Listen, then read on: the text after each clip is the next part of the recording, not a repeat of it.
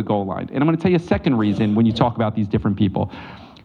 A lot of the Democrats think that this coming November is going to be a referendum on Donald Trump, and it is not going to be a referendum on Donald Trump.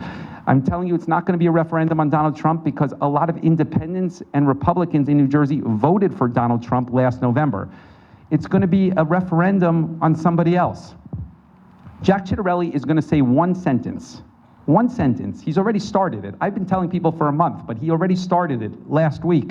And he's going to consistently say this one thing. You're going to say, what is it? He's going to say this person is 4 more years of Phil Murphy. And in an independent and Republican room, that is toxic. That may be okay to say in a Democratic room, but he's going to say, you like your taxes? 4 more years of Phil Murphy. You like your energy bill? 4 more years of Phil Murphy. You like your school funding formula? 4 more years of Phil Murphy. You like your housing prices? 4 more years of Phil Murphy. And I tell you that after 8 years of Phil Murphy, if you are a Democratic machine candidate, Mikie Sherrill in North Jersey and Steve Sweeney in South Jersey, you have the same consultants, the same lobbyists, the same infrastructure, you will never get out of the starting gate in November. It is a non-starter because that is not where the energy of the party is. The only lane that is credible as a starting point happens to be the lane that I'm in when you are not saying and apologizing for Phil Murphy's 8 years. The starting point is space between Phil Murphy and I saying, yeah, the Democratic Party has done some good things and they've done some bad things as well as a starting point, and that is the only credible place to move independence. I'm going to tell you something else, is that all 6 of us are invited all the time to Republican rooms and to Democratic rooms.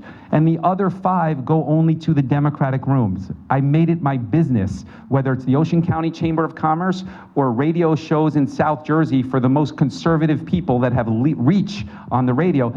You could listen. I'll spend an hour in them and I will talk the same way about the transgender community or the immigrant community that I will speak in this room today if you push me. And the reason that that's important is because I know that I can move people on those issues that are reasonable if you allow me to talk to them. Now, most of the party that's out there, the 5 other ones, and certainly who you asked about, has no ability to move a person on any of those core issues. And it is a dangerous thing as a starting point. So I don't think everybody can win, ultimately. I think the starting place for her in particular is extremely vulnerable. Extremely vulnerable. And I think the campaign that she's run for the last 6 months speaks to the fact that she's vulnerable. If you run that same type of playbook, you're not getting out of the starting gate. And I think a reasonable person can understand that with regards to where we are. Okay?